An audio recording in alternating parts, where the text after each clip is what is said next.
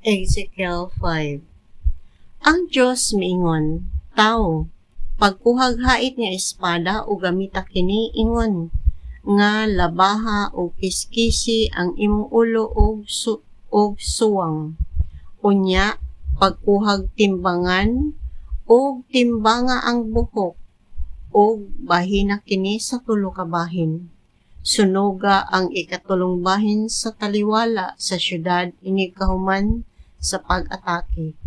Ang laing ikatulong bahin, tagud-tagura ginamit ang espada o ikatag-kataglibot sa syudad, ug ang laing ikatulong bahin usab, ipadpad sa hangin kay gukdon ko unya kinig espada.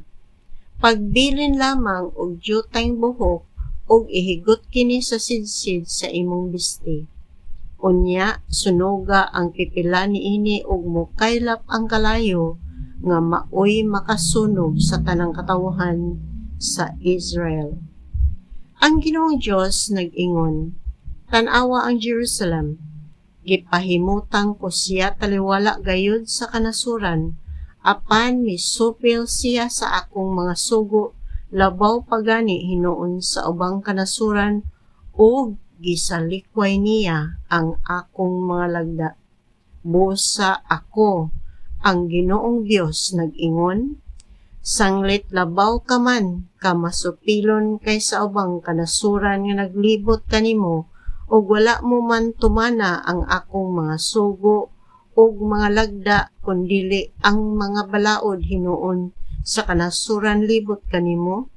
Busa ako, ang Ginoong Dios, makig-away kanimo ug silutan ko ikaw sinaksihan sa kanasuran.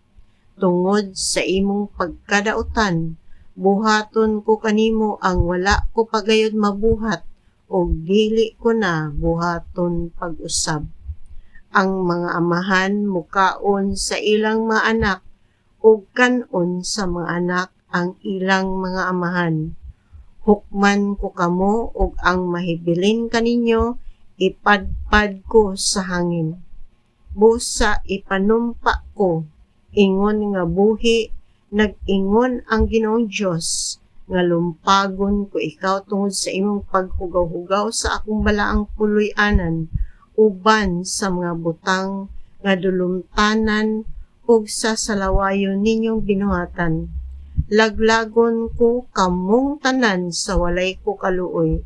Ang ikatulong bahin sa imong lumulupyo, mga matay sa sakit ug sa gutom diha sa syudad.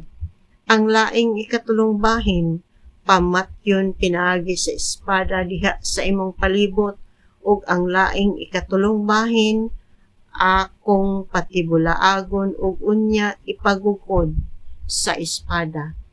Sang ingon niini, mahiaguman ninyo ang akong kasuko hangtod nga matagbaw ako ug makailaon niya kamo nga ako, ang Ginoo, nagsulti niini tungod kay nasuko ako sa inyong pagbiya kanako. Gunubon ko kamo ug biay-biayon kamo sa mga nasod nga kasikbit ninyo ug sa tanang moagi kaninyo. Mahimo kamong katawanan ug biay-biayon kamo nila. Mahimo kamong usa ka pasidaan nga makapalisang kanila inigsilot ko na unya kaninyo sa walay ko kaluoy. Mahitabo kini kun buhian ko na ang akong mga udyong nga magdalagutom, mga udyong nga mulaglag kaninyo. Padad-an ko kamong dugang panggutom hangtod nga wala na kamoy makaon. Padad-an ko kamong bangis nga mga mananap ug tukbon nila ang inyong kabataan. Padad-an ko usab kamo gutom. Mahiagom kamo sa kamatay ug sa espada. Ako, ang Ginoo, maoy nagsulti niini.